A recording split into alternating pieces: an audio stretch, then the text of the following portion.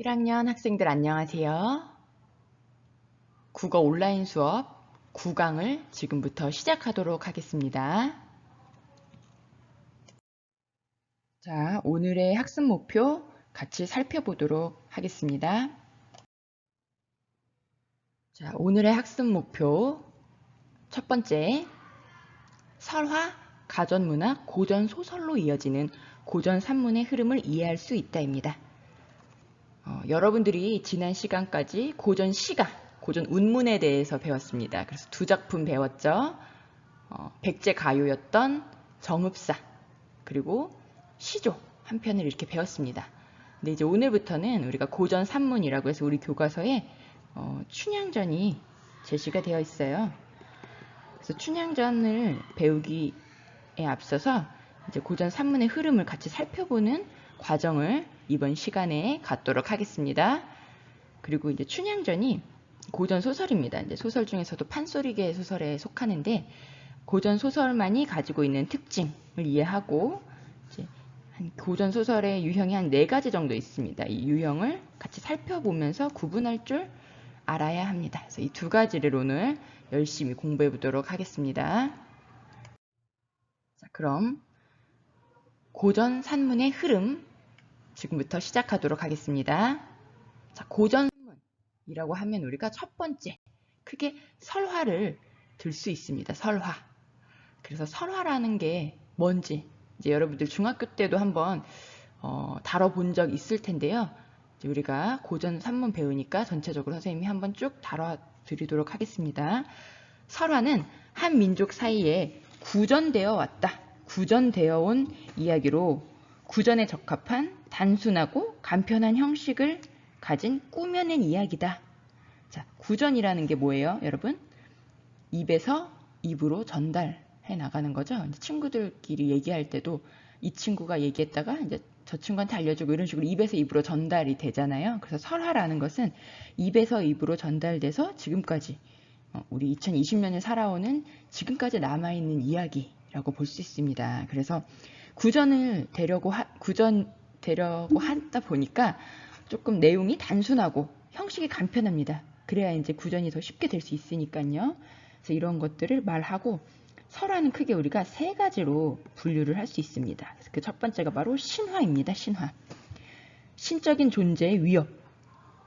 위협은 이제 위대한 업적 같은 걸 말해요.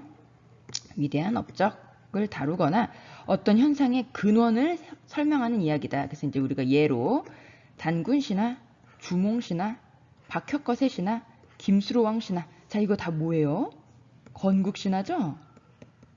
여러분들 이제 역사 공부, 국사 공부 열심히 했기 때문에 이런 거 들어보셨을 겁니다. 그래서 고구려를 세운 주몽, 신라를 세운 박혁거세 이런 식으로 나라를 건국했던 건국신화를 선생님이 지금 예로 제시해 봤어요. 근데 이 신화는요, 지금까지 쭉 우리에게 입에서 입으로 구전이 되어 왔고 이거에만 그치는 것이 아니라 다른 장르로 변형이 되기도 합니다. 그래서 선생님이 다음 장에서 보여드릴게요. 자, 그럼 아까 이제 신화가 어떻게 재구성되고 현대에 재창작되고 있는지 선생님이 한번 보여드리도록 하겠습니다. 아까 주몽신화, 고구려의 신화, 건국신화였던 주몽신화 같은 경우는요, 이렇게 드라마로 재창작되기도 합니다. 여러분, 이 사람 좀 어디서 본 것 같지 않아요? 여러분들에게는 이분이 슈퍼맨이 돌아왔다의 3등의 아빠로 좀 기억이 될 거예요. 그래서 이분 이름이 이제 배우 송일국인데 이 송일국이 주몽 역할을 했었어요. 그래서 그때 이제 MBC에서 드라마 시청률이 거의 40%를 넘는 그런 어마어마한 그런 시청률을 자랑하면서 우리 현대인들에게 사랑받았던 드라마입니다. 그래서 신화가 이렇게 재창작된 사례 또 있습니다. 아까 이제 김수로왕 설화 있었죠. 가야 잊혀진 제국 가야의 숨결을 되살리다 라고 했는데 가야의 건국 신화였던 김수로왕 신화를 바탕으로 또 드라마가 탄생이 됐었습니다. 그래서 이분이 누구냐면 배우 이보영 씨의 남편인 지성이에요. 지성. 그러면 유호성, 뭐 서지혜 이런 식으로 당대 인기 있었던 배우들이 나와서 또 여기서도 MBC 드라마였네요. 또 엄청난 시청률을 자랑하면서 이렇게 사랑을 받았습니다. 그래서 신화라는 게 입에서 입으로 구전돼서 우리들에게 정착이 돼 있고 이제 남아 있고 이런 것들은 현대 드라마로도 각색이 되고 있다. 또는 뭐 연극, 영화로도 이렇게 재창작이 되고 있어요. 그래서 이런 것들 자, 우리 문화의 토대가 되죠. 자, 그럼 다음 두 번째 설화의 종류인 전설에 대해서 선생님이 좀 설명해 줄게요. 전설은 인간이 사건과 행위의 주체가 돼요. 아까 이제 신화는 약간 신격인 존재가 있었지만 여기는 인간이 사건과 행위의 주체가 됩니다. 그리고 그 내용과 관련된 개별적인 증거가 있다, 증거. 이 이야기가 이루어지고 나서 이제 증거가 있는데 증거가 뭐가 있냐면 뭐 바위라든지 비석이라든지 뭐 연못이라든지 그런 구체적인 그 지역에 남아있는 증거물이 있어요. 그래서 사람들은 아 이게 진짜 실제로 있었던 일인 것 같다라는 구체성을 갖게 해줍니다. 예를 들어 이제 망부석설화. 자, 망부석설화라는 게 뭐냐면 우리가 저번에 고전 실가에서 정업사 한번 생각해 볼게요.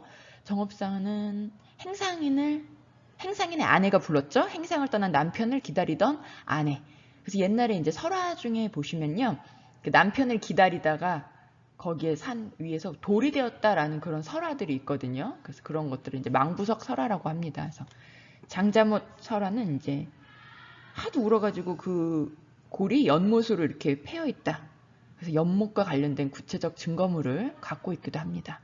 그리고 여러분들 혹시 보셨는지 모르겠는데 KBS에서 남양 특집으로 여름이 되면 좀 무서운 전설의 고향이라는 프로그램을 했었어요. 선생님 이제 아기 때는 선생님 이거 맨날 초등학교 때 즐겨보고 했었는데 여기에 등장하는 이야기들도 다 전설이죠.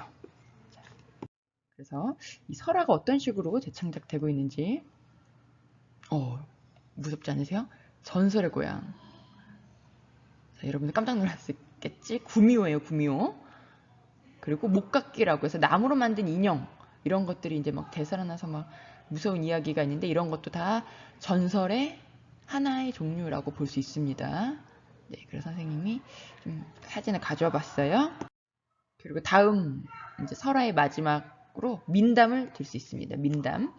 자, 민담이라는 건 신화가 가진 신성성과 위험성, 그리고 전설이 가진 신빙성과 역사성들이 없어 배제되고 자, 흥미 위주로 꾸며진 이야기다. 그래서 이제 옛날에 할머니한테 이제 할머니 댁 가면 할머니 재밌는 얘기 해주세요. 뭐 이렇게 했을 때 옛날 옛적에 어느 마을에 라고 하면서 이제 할머니가 얘기해 주셨던 기억이 선생님은 있어요. 여러분도 있으시려나 모르겠네. 그래서 그런 이야기들이 다 뭐다? 민담이다라는 거예요. 그래서 이 민담은 재미를 바탕으로 해요. 흥미. 그리고 이제 그 이야기 속에서 우리가 숨어있는 교훈을 찾기도 합니다. 그래서 흥미나 교훈을 위주로 다뤄지는 이야기다.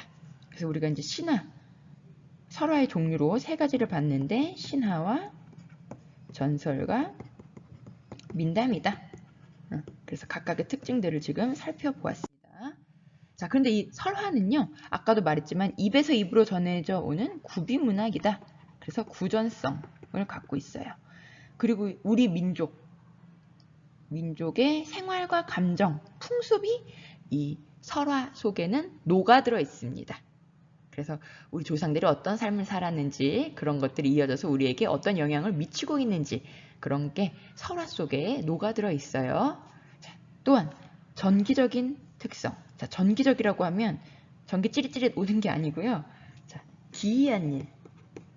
실제 이제 우리가 일상생활을 겪으면서는 있을 수 없는 일을 이제 전기성이라고 해요. 그래서 귀신이 나온다던가 뭐 죽었던 사람이 다시 되살아난다던가 같은 이런 기이한 일을 우리가 전기적이라고 합니다.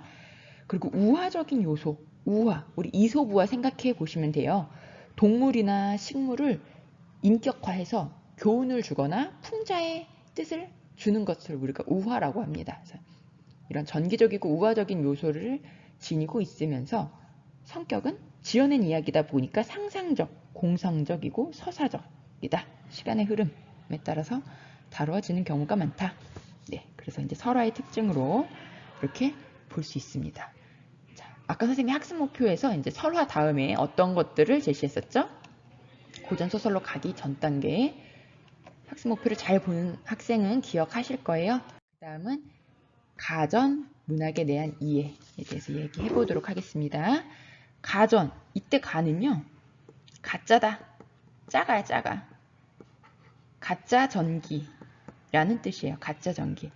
자, 원래 전기라고 하는 건 우리 위인전기 생각해 보시면 한 인물, 사람의 일생을 다루는 게 위인전기잖아요. 그 중에서도 이제 훌륭한 업적을 세우신 분들을 다루고 있는 게 위인전기잖아요. 그런데 이 가전은요, 사람을 나타내는 게 아니에요. 사람의 전기가 아니라 어떤 사물을 역사적인 인물로 의인화, 사람이 아닌 것을 사람처럼 표현하는 거예요. 의인화하여 그 가계라는 건 그 대대로 이어내려오는 한 집안의 계통을 말합니다. 한 집안의 계통, 가계와 생애 및 개인적인 성품, 성격, 공과. 자, 공과는 무슨 뜻이냐면 공로는 잘한 것이고요. 과실은 잘 못한 것. 공로와 과실을 기록하는 전기 형식의 글을 말합니다. 가전. 그래서 이 가전이라는 건 소설로 다 넘어가기 이전에 고전 산문이라고 보시면 돼요. 자, 그래서 가전의 특징. 가전이라는 것은 계세증인을 목적으로 한다. 그래서 이 뜻이 바로 이거예요. 세상 사람들에게 경계할 것을 알려주고 잘못한 게 있으면 징벌한다. 그래서 이 계세증인을 목적으로 하고 그러다 보니 잘못된 거에 있어서 풍자, 비판의식을 갖고 있습니다. 그리고 구체적 사물과 경험을 중시하되 그것들을 철저한 이념적 해석으로 걸러냈다. 바로 이게 중요하죠. 가전이라는 것은요, 가짜 전기인데 설화와 소설 사이에서 자, 이 교량이라는 게 다리 역할을 했다라는 거예요. 설화가 소설로 넘어가기 전에 중요한 역할을 했다라는 거죠. 가전이라는 것이 창의성에 가미된 허구적 작품이다. 그래서 이제 소설이 갖고 있는 특징 중에 하나가 이 허구성인데 이 가전 문학이 허구성을 갖고 있다라는 겁니다. 그리고 소설 문학의 한 단계 접근한 문학 양식이다. 그래서 이제 가전 문학에 대한 이해를 살펴보았습니다. 그래서 가전 문학의 대표적인 작품이 있는데요. 이제 임춘이라는 고려시대 사람이에요. 고려시대 사람이 쓴 공방전과 국순전. 이규보라는 이제 고려시대 문인입니다. 이 사람은요, 임춘은 문인은 아니고 좀 잘 나가다가 집안이 몰락한 그런 사람이고, 이규보는 계속 잘 나갔어요. 그래서 임춘과 이규보가 쓴 이런 작품들을 들 수가 있습니다. 자, 아까 선생님이 가전체는 가짜 전기라고 했죠. 그래서 사람이 아닌 것에 대한 전기를 쓴다고 했어요. 자, 그럼 공방전과 국순전이 다 각각 뭘 의미하는지 한번 선생님 보여드리도록 하겠습니다. 공방은요, 엽전이죠. 돈을 의인화해서 교훈적인 메시지를 전달하고 있는 문학입니다. 그래서 공방전은 돈을 의인화한 작품이고요. 자, 국순전과 국선생전, 이 국은요, 국자예요, 술. 그래서 술을 의인화했습니다. 보시면 이거 지금 뭐예요? 술잔이죠? 술잔인데 옷은 약간 벼슬아치의 옷을 입고 있는 것 같아요. 그래서 술이 지닌 장점 또는 술은 지금 종이 치고 있어요.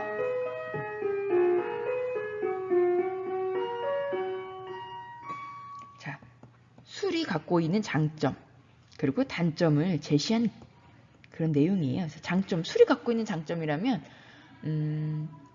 어른들 같은 경우 잘 어색한 사이였는데 술을 한잔 하게 되면 이제 서로 이야기를 터놓게 되고 좀 친밀한 관계로 발전할 수도 있거든요. 그래서 그런 것들은 이제 술의 장점이라고 볼 수 있고, 단점은 술은 적당히 먹으면 괜찮지만 과하게 먹었을 때는 사람이 아니라 뭐가 되죠? 멍멍이가 될 수 있어요. 그래서 세상을 흐리게 보고 사리 판단을 흐리게 할 수 있다는 게 바로 술이 가진 단점이라고 볼 수 있습니다. 그래서 여기 보시면 좀 흐릿하게 이렇게 되어 있죠? 이런 게 이제 술의 단점이라고 볼 수 있어요. 그래서 술이라는 소재를 가지고 임춘도 국순전을 썼고 이규보도 국선생전을 썼어요. 근데 이제 국순전이라고 하면 임춘 같은 경우는 술이 가진 좀 부정적 시각을 제시했다. 라고 볼 수 있고요. 이규보는요, 선생, 수루 선생이라고 했네? 그럼 뭔가 존칭, 존경한다는 거죠. 그래서 이제 술이 가진 좀 긍정적인 요소를 가지고 썼다라고 볼 수 있겠습니다. 그리고 자, 청강사자 현부전인데 이 청강사자가 뭐냐면 바로 거북이에요. 거북을 의인화해서 쓴 내용입니다. 그래서 가전체라는 것은 아까도 얘기했지만 가짜 전기이고 사물을 의인화해서 이렇게 교훈이나 비판, 풍자를 하고 있는 그런 문학의 갈래다라는 거 이해해 주시면 됩니다. 그래서 아까도 얘기했지만 가전은 설화가 소설로 넘어가는 중간 교량적 역할을 하면서 소설이 탄생될 수 있도록 많은 영향을 준 그런 장르입니다. 자, 그러면 이제 오늘 우리 핵심 고전 소설 보도록 하겠습니다. 고전 소설. 자, 고전 소설이라는 것은 설화를 바탕으로 조선시대에 생겨난 산문 문학의 한 종류다. 자, 가전은요, 우리가 고려시대에 생겨났다고 우리가 봐요. 근데 고전 소설은 조선시대에 생겨났어요. 그런데 이제 가보개역 이전까지 창작된 옛 소설을 우리가 고전 소설이라고 한다. 자, 가보개역이 언제 일어났냐면 국사 공부, 역사 공부 열심히 하는 친구들은 연도가 나올 거예요. 선생님이 알려줄게요. 1894년에 우리가 가보개역을 하게 됩니다. 이 가보개역을 기점으로 이전의 소설은 우리가 고전 소설이라고 하고요. 가보개역을 기점으로 잠깐 동안 있었던 소설과 쭉 지금까지 이어져 오는 소설이 있어요. 잠깐 현대소설로 넘어가기 전에 약간 과도기적 형태로 나왔던 소설을 우리가 신소설이라고 해요. 신소설. 그래서 여러분들이 좀 알 법한 작품이 이광수의 무정이라든지 뭐 안국선의 금수회의록 같은 거, 그런 거 신소설이고, 그 다음 이제 지금까지 쭉 이어지고 있는 소설을 바로 우리가 현대소설이라고 하죠. 이제 우리는 고전소설 이 부분은 이번에 배우게 되니까. 그래서 이제 고전소설이라고 하면 조선시대 때 생겨난 산문문학의 한 종류다. 근데 조선도 이제 전기와 후기로 나눌 수 있어요. 근데 언제 더 고전소설이 많이 탄생됐을까요? 네. 여러분들 대답했을 거예요. 조선 후기, 중기에서 후기 넘어간 이때 소설이 폭발적으로 증가하게 됩니다. 즉 이제 임진왜란과 병자호란. 자, 둘 다 전쟁이죠. 임진왜란은 일본이 우리나라에 쳐들어왔던 그런 전쟁이고요. 병자호란은 청나라가 우리나라 좀 굴욕적인 그런 패배를 안겨준 그런 전쟁이죠. 이때 이 두 외란을 겪으면서 소설이 폭발적으로 증가하게 됩니다. 왜냐하면 서민들의 의식이 향상이 되고 이제 소설을 접하는 다양한 계층들이 늘어나면서요. 이 고전 소설이 엄청나게 증가하게 됩니다. 자, 그럼 이제 고전 소설의 특징을 살펴볼게요. 고전 소설의 특징은요.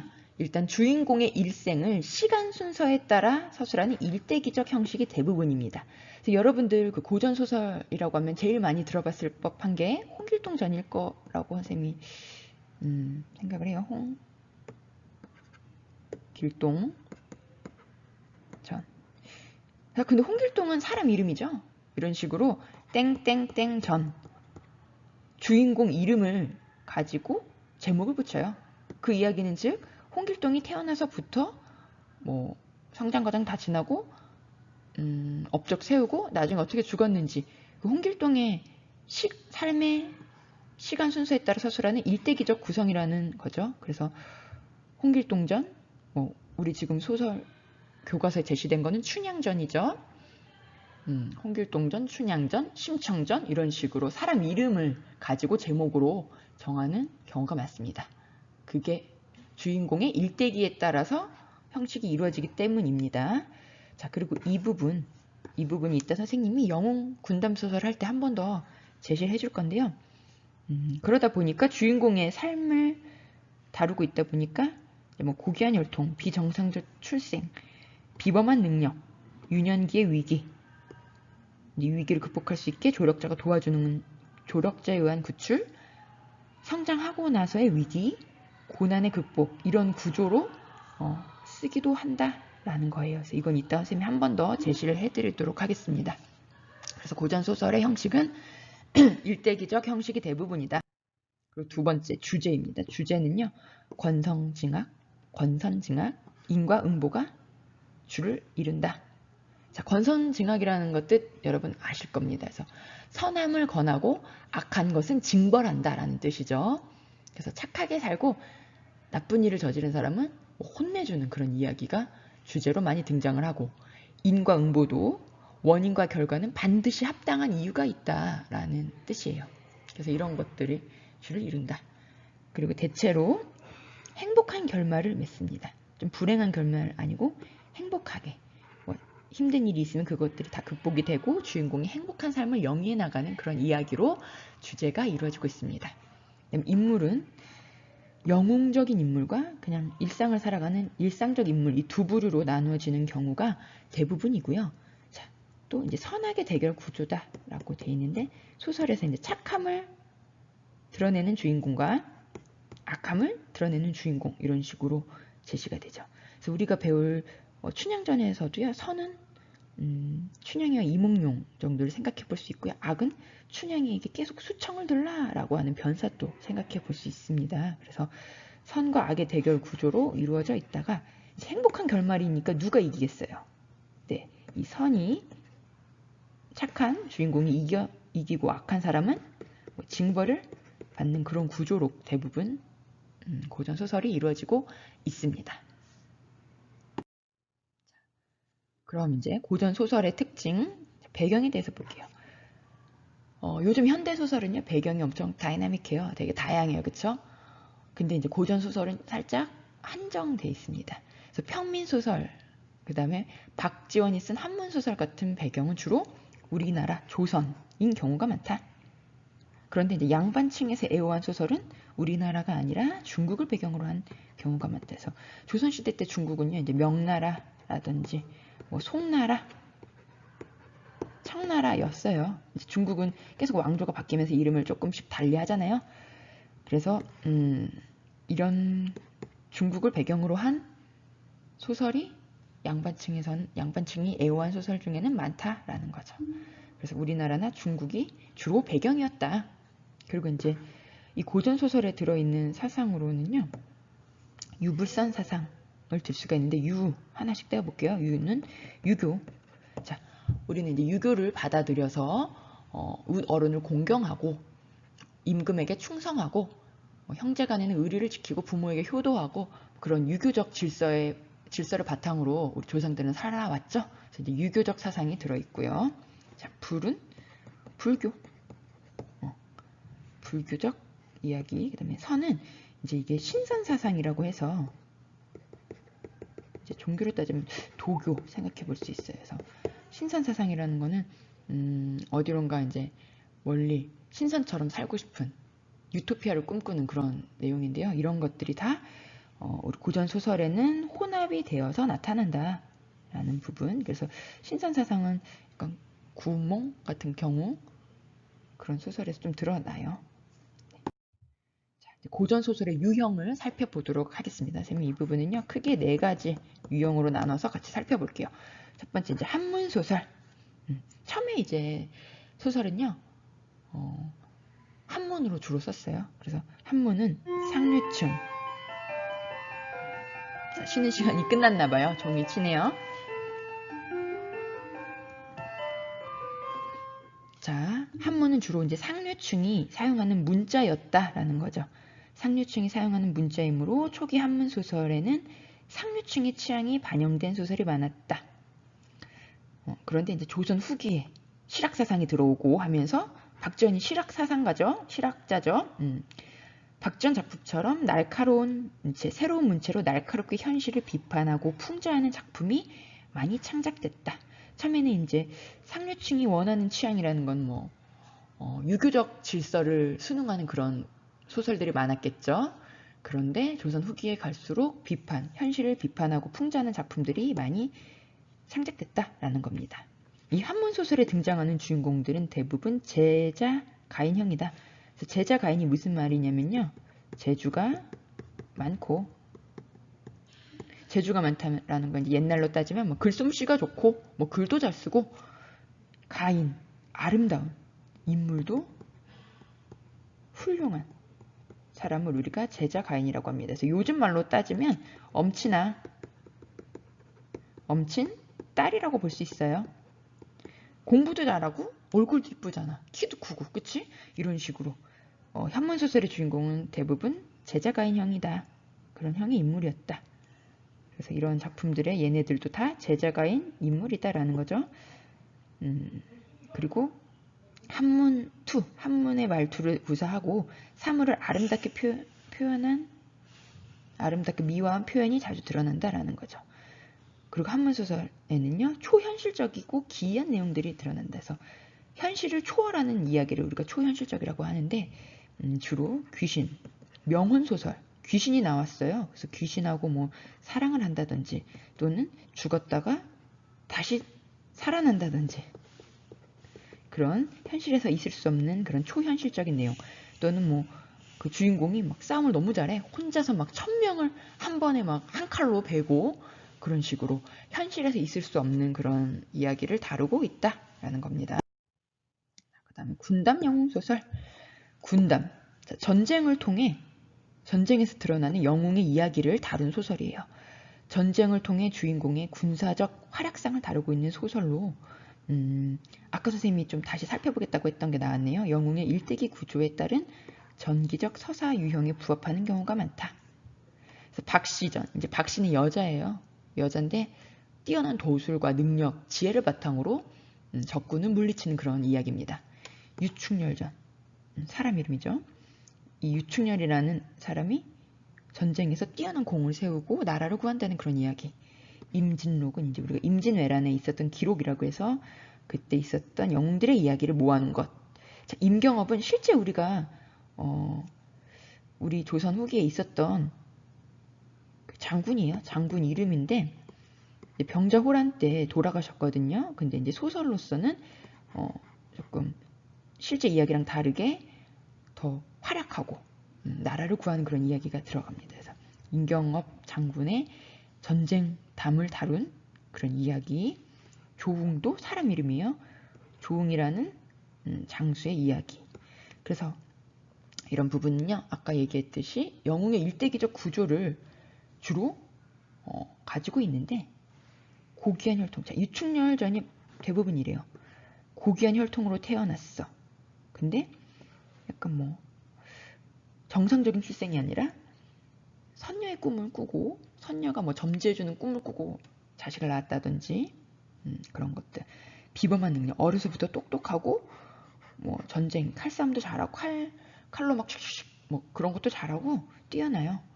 그런데 유년기에 이제 이 주인공을 죽이려고 나쁜 사람, 악의 대명사가 와서 이제 이 주인공을 공격하는 이야기. 근데 이 주인공은 죽지 않고 조력자에 의해서, 도와주는 사람에 의해서 구출돼서 살다가 성장 후에도 한 번 더 위기를 겪고 이 모든 것을 극복하고 해피엔딩으로 끝나는 이야기가 바로 이 군담 영웅소설의 주로 구조라고 볼 수 있습니다. 이야기 서사 구조라고 볼 수 있어요. 그래서 이런 것들. 네. 그래서 이런 거에 해당되는 거는요, 이것도 마찬가지지만 우리 그 주몽 신화도 마찬가지예요. 주몽 신화도 이런 영웅의 일대기적 구조를 가지고 있습니다. 그다음 우리 교과서에 들어있는 유형이기 때문에 조금 주의 깊게 보셔야 하는 유형, 판소리계 소설 보도록 하겠습니다. 판소리계 소설은 판소리로 불려지던 이야기 사설이 독서의 대상이 되면서 형성된 소설이다. 그래서 판소리에서 비롯된 문체, 약간 이제 노래 부르듯이 운율도 주어져 있고, 그 판소리 사설을 불렀던 사람들의 그 어투가 들어있는 문체예요. 수사적 특징과 세계관을 보여준다. 그래서 평민 계층이 지닌 특유의 발랄함과 긍정적인 사고방식, 진취성을 바탕으로 쭉 지금까지 우리에게 전승되면서 끊임없이 재창작되고 이어졌다. 자, 초인적인 능력을 가진 영웅들은 등장하지 않으며 현실적인 경험, 현실에 있을 법한 이야기를 생동감 있게 표현했다라는 거죠. 판소리가 지닌 개방적인 해악, 풍자, 이런 것들을 통해 평민이 갖고 있는 문학적 주체성을 담아내고 있다. 네, 중요해요. 그리고 이제 판소리계 소설은 대부분 이런 단계로 이루어집니다. 첫 번째, 근원설화. 그 다음에 판소리로 불려지다가 판소리계 소설의 과정을 거칩니다. 그리고 이제 나중에 어떤 작품들은요, 여기에서 더 나아가 신소설로 재창작되기도 합니다. 그래서 이제 우리가 교과서에서 배울 춘향전, 춘향가였는데 춘향전으로 이렇게 소설로 된 거죠. 심청가였는데 심청전으로, 흥보가였는데 흥보전으로. 자, 이거는 별주부전이라고도 해요. 그래서 이제 토끼전도 노래로 불려졌다가 이제 이렇게 정착이 됐고, 장기전, 이충풍전 등 이런 내용들이 다 판소리계 소설의 종류다. 그래서 춘향전에 이제 근원설화 판소리 소설 뭐 이거는요, 선생님이 이제 춘향전 들어갈 때 더 자세하게 한 번 더 알려드리도록 할게요. 자, 그 다음 유형은 가정소설입니다. 가정에서 이루어지는 이야기를 전실소생에 대한 계모의 학대. 자, 좀 말이 어렵지만 이렇게 생각하면 돼요. 전실소생. 자, 엄마가 원래 본처가 있었어요. 근데 본처가 죽거나 해서 새엄마를 맞이했어요. 근데 전실소생이라는 건 뭐냐면 본처가 낳은 자식을 말합니다. 그래서 우리 신데렐라 생각해 보시면 돼요. 신데렐라도 엄마가 돌아가시고 새엄마가 언니 둘 데리고 오죠. 근데 이제 신데렐라의 새엄마 입장에서 신데렐라는 뭔 거야? 전실소생, 본처가 낳은 자식인 거예요. 이 전실소생에 대한 계모의 학대. 신데렐라도 역시 마찬가지로 신데렐라 새엄마가 청소시키고 밥하라 그러고 빨래하라 그러고 옷도 허름한 거 입혀주고 그 파티에도 데려가지 않잖아요. 그런데 이제 그런 내용들, 그 우리나라로 따지자면 콩쥐 팥쥐. 자, 콩쥐 엄마가 돌아가셔서 콩쥐 아버지가 새엄마를 맞이했죠. 그게 이제 바로 팥쥐의 엄마였어. 새엄마가 팥쥐를 데리고 왔죠. 근데 팥쥐한테 맛있는 거 많이 주고 콩쥐는 맨날 밭 깔으라고 하고 힘든 집안일 시키고 결국은 콩쥐를 죽이기까지 하잖아요. 그래서 전실소생에 대한 계모의 학대 내용이라고 보시면 우리가 이제 콩쥐 팥쥐를 생각할 수 있습니다. 또 이 장화 홍련도 마찬가지입니다. 장화와 홍련이가 있는데 얘네가 배씨예요. 배장화, 배홍련. 배자수가 이제 본처가 죽으니까 새엄마를 맞이했어요. 장세의 엄마. 근데 장세가 이제 장화 홍련이 죽이고 걔네들이 이제 잘 먹고 잘 살려다가 얘네가 귀신이 돼서 막 고을 사또에게 나타나서 억울하옵니다, 억울하옵니다. 이래서 한을 풀어주고 이제 장세와 장세 엄마를 잡아다 벌을 준다는 이야기, 그런 이야기죠. 그게 다 가정에서 이루어지는 이야기입니다. 그리고 처첩 간의 갈등이다. 자, 처첩은요, 본처, 옛날에는 일부 다처자이기 때문에 한 남자가 부인은 여러 명 둘 수 있었어요. 그 다음에 본처와 첩, 근데 이 둘 사이가 좋을까요? 나쁘죠? 이 둘 사이의 갈등을 다룬 이야기, 그게 바로 이제 사시남장기입니다. 이제 사씨와 교씨가 나오는데요. 사씨가 본 마누라고 교씨는 이제 첩이에요.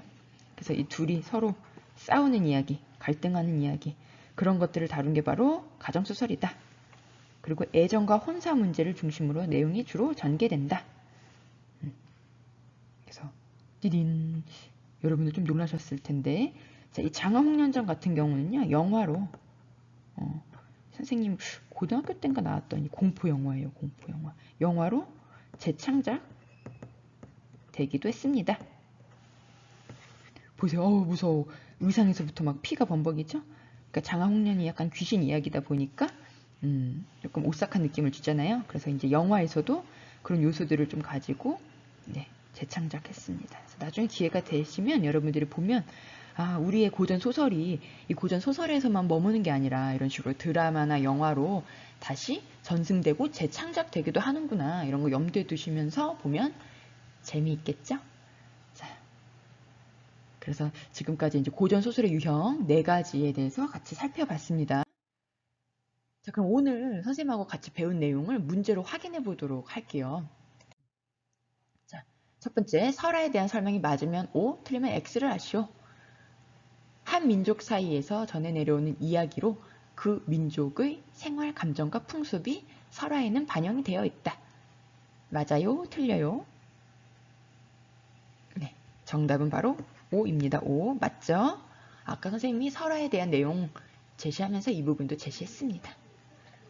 자, 그럼 두 번째, 설화는 전기적 성격을 가진 기록 문학이다. 기록? 전기적인 거, 기이한 일. 전기적인 건 맞긴 하지만 기록 문학이 아니에요. 자, 기록 문학 아니죠. 그러니까 무슨 문학이라고 했어? 입에서 입으로 전달되는 구비 문학이잖아요. 그쵸? 그래서 이것은 X. 자, 그럼 다음 설명에 알맞은 말을 쓰시오. 문제 보도록 할게요. 자, 설화 중에 구체적인 시 공간의 배경으로 하는 이야기로 증거물이 있다. 자, 설화는 크게 힌트, 신화, 전설, 민담 이 세 개가 있는데 이 셋 중에 뭘까요? 증거물이 있다. 자, 증거물에는 바위, 연못, 뭐 비석 같은 그런 지명과 관련된 내용들이 있다고 했습니다. 자, 이것의 설화는 바로 뭐냐? 자, 초성. 자, 뭐예요? 전설입니다. 전설. 잘 맞추셨을 거예요. 그 다음 신적인 존재나 신적 나오면 바로 나와야죠. 신성성을 지닌 설화. 자, 정답 뭡니까? 이제 이거의 예로는 주몽 띵띵, 그 다음에 당군 띵띵. 자, 뭐예요? 바로 신화죠. 신화. 네, 다 맞추실 거라고 생각합니다. 세 번째, 사물을 역사적 인물처럼 다루어 사물 다뤘대 얘처럼 가계와 생애를 기록한 글. 사람이 아닌 것인데 의인화해서 제시된 글, 그거 물어보는 거네요. 자, 이거 고려시대에 탄생됐던 장르였죠. 예로는 공방전, 국선생전, 국순전 같은 게 있어요. 자, 그럼 답 뭘까요? 바로 가짜전기라는 의미의 전입니다. 가전. 그래서 가전문학이라고 했었죠. 해학적이고 풍자적인 성격이 두드러지며 평민계층의 특성이 잘 반영되어 있는 고전소설의 유형. 자, 아까 고전소설의 유형 4가지를 배웠는데 그 중에 이런 특성을 가지고 있는 거 뭘까 있을까요? 자, 바로 판소리계 소설입니다. 그래서 풍자해학을 가지고 있고 이런 것들 우리 같이 살펴봤었고, 이제 마지막 문제. 전쟁을 통해 전쟁이 핵심이네요. 주인공의 군사적 활약을 다루고 있는 고전소설의 유형 무엇일까요? 자, 전쟁. 그리고 주인공이 막 엄청나게 싸움을 잘해요. 적을 막 한 칼에 1000명씩 베어서 막 물리치고 그럽니다. 뭐냐면 바로 군담 영웅 소설입니다. 자, 그래서 선생님하고 문제 7개를 가지고 같이 이제 확인해보는 시간까지 가졌습니다. 오늘 공부 이것저것 하시느라고 좀 필기도 하시고 그랬을 텐데 다음 차시 예고해 드리도록 하겠습니다. 다음 시간에는요, 우리가 이제 판소리계, 오늘 아까 봤었죠? 판소리계 소설에 해당하는 고전소설인 춘향전의 작품 감상을 교과서 가지고 이제 같이 살펴보도록 하겠습니다. 아시겠죠? 그래서 다음 시간에 즐겁게 춘향전 감상하도록 하겠습니다. 여러분들 고생 많으셨습니다. 네, 여기까지 하도록 하겠습니다.